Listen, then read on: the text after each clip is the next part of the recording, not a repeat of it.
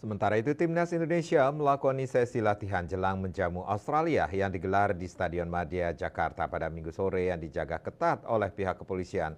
Para penonton, terutama kaum hawa, sudah standby di luar stadion untuk menunggu kedatangan Timnas Indonesia sejak pukul 17.00 WIB. Terdapat 20 petugas kepolisian serta 10 keamanan dari PSSI untuk menjaga Timnas Indonesia berlatih.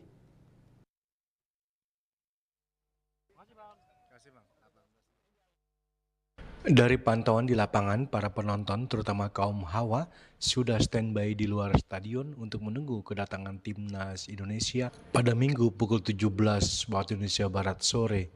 Sekitar pukul 17.45 waktu Indonesia Barat, bus Timnas Indonesia tiba di Stadion Madia.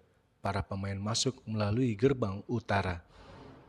Beberapa anggota kepolisian memberikan pengawalan kepada para pemain.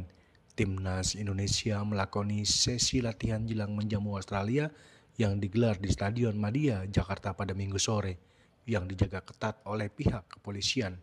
Hanya awak media yang diperbolehkan masuk ke Stadion Madia, sementara penonton tidak masuk ke arena lapangan.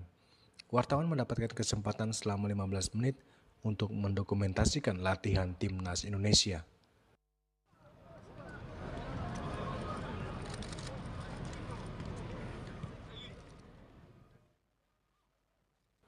Timnas Indonesia terus menggelar persiapan sebelum menghadapi Timnas Australia di putaran ketiga kualifikasi Piala Dunia 2026 zona Asia.